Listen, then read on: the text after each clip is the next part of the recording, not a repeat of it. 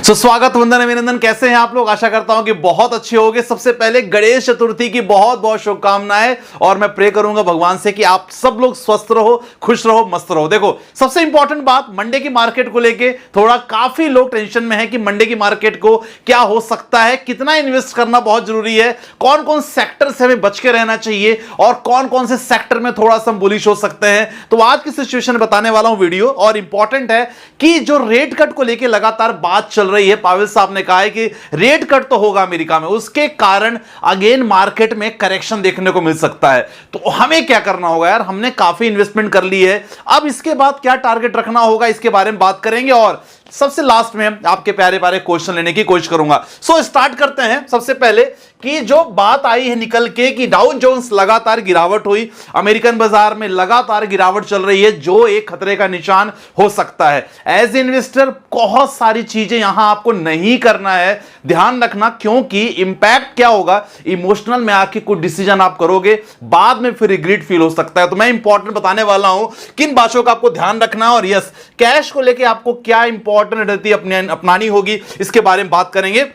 Dow Jones की बात करें सर, गिरावट का सिलसिला लगातार जारी रहा, कल की बात रहेगा। और जब भी यहां गिरावट होती है डाउ जोन्स में, तो आपने देखा होगा कि अगर हम नैस्डैक की बात करते हैं तो यहां भी लगभग 2.55% गिरावट हो रही है। लोग पता है क्या प्रिडिक्ट कर रहे हैं, लोग प्रिडिक्ट कर रहे हैं कि सेम कहानी जो 2007 में हुई थी, क्योंकि 2007 में भी सेम हिस्ट्री रिपीट हुई थी। इसके बाद मार्केट बहुत ज्यादा क्रैश हुआ था, बहुत लोगों ने पैसे गंवाए थे। तो उसकी कंडीशन अलग क्यों है, इस बारे में उसके बारे में हम बात करेंगे। अब देखो ये आप देख सकते हैं, लगातार नैस्डैक की बात करें, लास्ट 1 मंथ की कहानी देखो, केवल 3.06%, लेकिन पिछले 5 दिनों में लगातार प्रेशर का माहौल है। वहां प्रेशर का माहौल, सबसे इंपॉर्टेंट आपको पता है इन्फ्लेशन रेट, दूसरी बात जॉब को लेके, करंट जॉब की भी संभावनाएं वहां बहुत कम दिख रही हैं। लेटेस्ट डेटा भी आया है, मतलब पुरानी जॉब को लेके लोग तो परेशान है, लेकिन करंट डेटा को भी लेके देखा जाए, जो करंट डेटा क्या कहता है कि लोग करंट में भी जॉब अपॉर्चुनिटी वहां नहीं मिल रही है,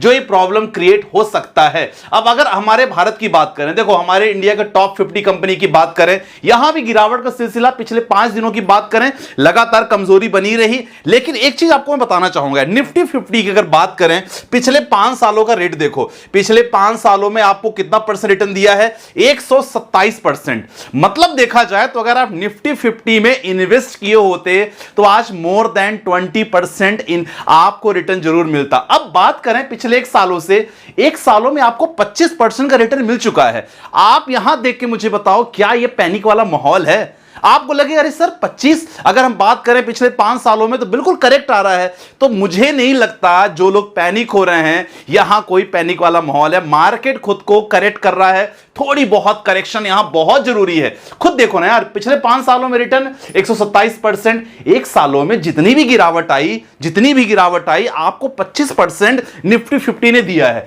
अब तो ये देख के आपको लगेगा हाँ यार संदीप भाई बिल्कुल सही बात है, कॉमन सिचुएशन चल रही है, ऐसा कोई ज्यादा माहौल पैनिक वाला नहीं हुआ है। ठीक है, ये चीज हम देख लिया। अगर आप अगर जो हमारे HDFC बैंक वगैरह हैं, उनकी हालत अगर देखा जाए फॉरेन में लगातार गिरी हुई है, तो हम लोग ADR से चेक करते हैं। आप HDFC ADR डालोगे ना शेयर प्राइस, तो ये ऐसे स्टॉक होते हैं जो लिस्टेड हैं फॉरेन कंट्रीज में, तो ये भी लगातार गिरावट है। मतलब आपने देखा जो फाइनेंशियल सेक्टर के जितने भी स्टॉक हैं उनमें गिरावट बहुत ज्यादा आई है। फाइनेंस सेक्टर और IT सेक्टर निफ्टी 50 को दोनों मिलकर बनाते हैं। ठीक है, अब आप देखो यहां हम ICICI की बात करेंगे, सेम यहां भी कंडीशन है, 2.14% ADR गिर गया है। जब ADR गिरता है ना तो संभावनाएं, चिंता थोड़ी सी और बढ़ जाती है कि मार्केट थोड़े बहुत और करेक्ट हो सकता है। सो ICICI की बात करें, ये भी हमारा इंपॉर्टेंट बैंक, हमने बात कर लिया है।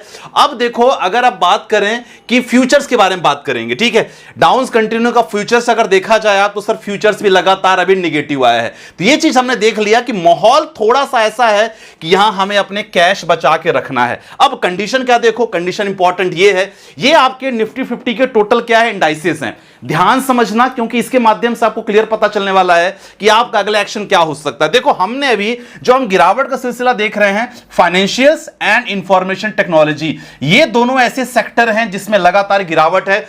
32% प्लस 14%, देखा जाए तो 6 और 4, मतलब अगर ये दोनों सेक्टर गिरेंगे तो सर 46% हमारा मार्केट, 46% मार्केट कवर कर रहा है। तो अगर ये दोनों सेक्टर गिरते हैं तो समझ लो सर हम डील करेंगे 46% में, तो मामला गंभीर है। अगर ऑयल गैस कंज्यूमर फूड गिरते हैं ज्यादा इंपैक्ट नहीं पड़ेगा, लेकिन फाइनेंशियल सेक्टर, इंफॉर्मेशन टेक्नोलॉजी, आपको पता है इंफॉर्मेशन पूरा यूएस से कंपनी है, यूएस में जो भी इंपैक्ट होता है उसी के कारण इंफॉर्मेशन टेक्नोलॉजी हमारे स्टॉक होता है। और रिसेंटली अगर फाइनेंशियल की बात करें तो एसबीआई में आपने देखी दी है कि एसबीआई को अभी थोड़ा सा एक रेड अलर्ट बोल दिया गया है। एक सीनियर एनालिस्ट की टीम ने बोला है कि भाई साहब एसबीआई और नीचे जा सकता है, तो यह बहुत चिंता का विषय है माय डियर फ्रेंड्स।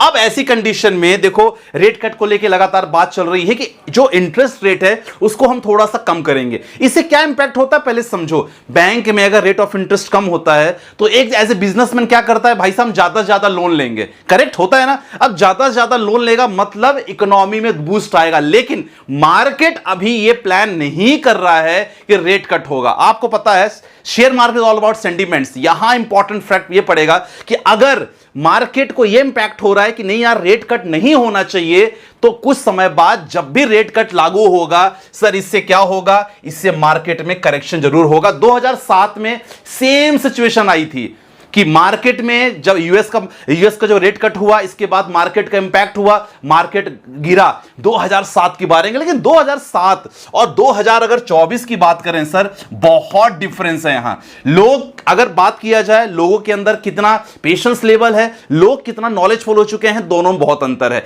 अब यह कंडीशन डिपेंड करेगा, क्योंकि 2007 में भी यही कहानी हुई थी। तो रेट कट अगर होता है तो क्या हो सकता है, अगर 50 पॉइंट पे रेट कट नीचे करेंगे सर, 2-3 दिन मार्केट अगेन करेक्शन होगा। और अगर 25% भी अगर रेट कट वहां होता है, 25 पॉइंट भी रेट कट होता है, तो मार्केट में थोड़ा इंपैक्ट जरूर आएगा, मार्केट अपने आप को जरूर करेक्ट करेगा। सो एज ए इन्वेस्टर क्या करना होगा बहुत जरूरी है, क्योंकि आने वाला 4 महीना बहुत इंपॉर्टेंट है सबके लिए, बहुत इंपॉर्टेंट। इसलिए आपको मैं हमेशा कहता हूं, जितने लोग प्रीमियम ग्रुप में ऑलरेडी हो, मैं हमेशा कहता हूं कि सर पूरे पैसे नहीं इन्वेस्ट करने का, थोड़े थोड़े स्प्लिट करने। काफी लोग मुझसे कहते हैं सर 10 लाख है यार, मुझे लग रहा है जल्दी इन्वेस्ट कर दो। मैंने कहा नहीं यार, पैसे बचा के रखना है अभी।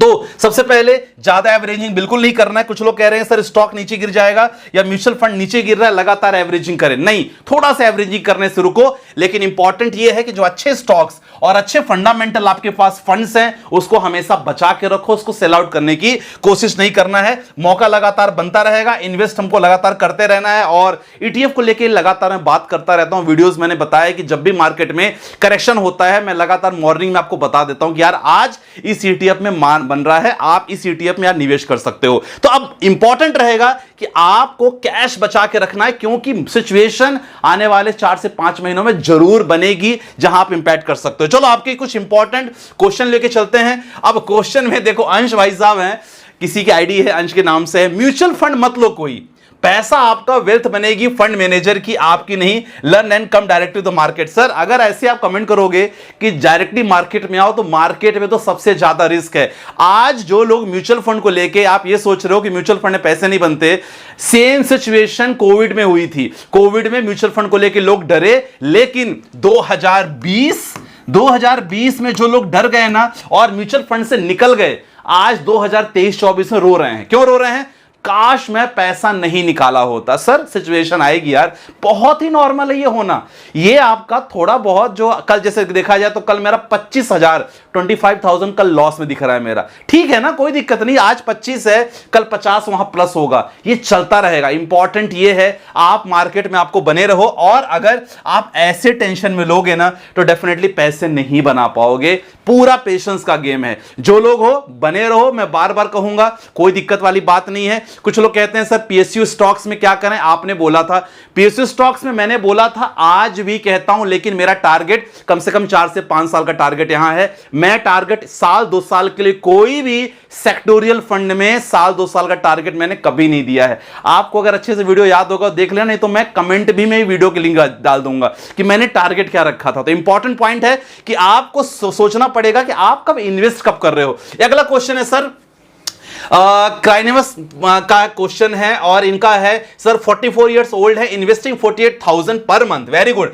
देखो ये होता है कि आप कितना इन्वेस्टमेंट कर रहे हो per month. 48,000 per month SIP कर रहे हैं। और सच बताऊं, जो लोग आज ऐसा टारगेट लेके चल रहे हैं ना, आने वाले समय में फाइनेंशियल फ्री आप ही रहोगे। 48,000 per month. Nippon India large cap में 5,000 बढ़िया है। आईसीआईसीआई ब्लू चिप में 5,000 कर रखे हैं। एचडीएफसी मिड कैप में 4,500, मोतीलाल मिड कैप में 5,000, क्वांट मिड कैप में 5,000, क्वांट स्मॉल कैप में 5,000 किया है। निपॉन स्मॉल कैप में 5,000, Parag Parikh flexi cap, JM flexi cap. यहां जेएम फ्लेक्सी कैप या पराग पारिक दोनों में से आप हटा सकते हो। यहां आप चाहो तो एक लार्ज कैप फंड जरूर और ले सकते हो, बेटर रहेगा। लार्ज कैप में क्वांट लार्ज कैप ले सकते हो या निपॉन का ले लो, एसबीआई का ले लो, कोई भी चलेगा, कोई दिक्कत नहीं है। अगर आपने निपॉन ऑलरेडी लिया है तो एसबीआई का लार्ज कैप फंड ले सकते हो। पीएसयू फंड में 500 रुपए डाला है, पीएसयू फंड में थोड़ा सा और इन्वेस्ट कर सकते हो। मैंने क्या कहा है, इसका 10% में कोई दिक्कत नहीं है। आज पीएसयू फंड में थोड़ी गिरावट आई है, लेकिन आने वाले 3 से 4 सालों में जब आपको रिटर्न दिखेगा तब आपको समझ में आएगा, मेरी बातें याद आएंगे। तो इस ध्यान रखना, important. Nippon growth opportunity fund यहां 5,000। निपॉन ग्रोथ अपॉर्चुनिटी फंड में जो आपने 5,000 यहां डाला है, आप चाहो तो यहां पीजीआईएम मिड कैप ले सकते हो। पीजीआईएम मिड कैप में कर लो, बेटर रहेगा। बाकी आपका परफेक्ट है 5 सालों के लिए, कोई दिक्कत वाली बात नहीं है सर। ठीक है, अगला क्वेश्चन लेना चाहूंगा सर। अगला क्वेश्चन है हमारे शंकर जी का क्वेश्चन है sir, I want 1 crore for 10 years. बहुत बढ़िया है। जो गोल है सर, जो गिरावट है, रेट कट है, अमेरिका है, रिसेशन आते रहेंगे, लेकिन आपका गोल क्लियर होना चाहिए कि भाई साहब मेरा गोल है। और जब भी मार्केट में डिप है, हमेशा क्या है सर, हमेशा इन्वेस्ट करना है ज्यादा। आदित्य बिरला पीएसयू की बात करेंगे 1,000, small cap 2,000, Nippon India small cap आपने डाला है 2,000, एचडीएफसी मिड कैप है, एसबीआई मैग्नम मिड कैप है, UTI Nifty 200, Edelweiss large cap fund. कोई मुझे दिक्कत नहीं लग रही है। आपने जो लगातार इन्वेस्टमेंट किया है, बढ़िया इन्वेस्टमेंट है, लगातार चलने दो, कोई इशू नहीं है। लमसम 50,000 आदित्य बिरला में, एसबीआई मिड कैप में, prudential blue chip, quant small cap, Motilal Oswal mid cap. बहुत बढ़िया है, लगातार चलने दो सर। क्या नाम है, शंकर जी। तो ऐसे पोर्टफोलियो लगातार आप बनाते जाओ, कमेंट करते जाओ। कमेंट थोड़ा ज्यादा करना, तो मैं कोशिश करूंगा आपकी कमेंट पिक करने का। I am so sorry for those जिनका कमेंट पिक नहीं हो रहा है, लेकिन कोशिश करेंगे आपकी कमेंट जल्दी पिक करने का। राइट, सो आज की वीडियो में बस इतना ही। इंपॉर्टेंट ये है कि आप पैनिक ना हो, सिचुएशन नॉर्मल हो जाएगी। ये अच्छा मौका है निवेश करने का। अब निवेश करने का अच्छा मौका है, तब जाके आप इंजॉय करोगे आने वाले कुछ समय बाद। तो इंपॉर्टेंट है, पेशेंस रखो और लगातार रिमेन इन्वेस्टेड हो। राइट, बाकी मिलते हैं स्टूडियो के साथ। बाय बाय, टेक केयर, जय हिंद।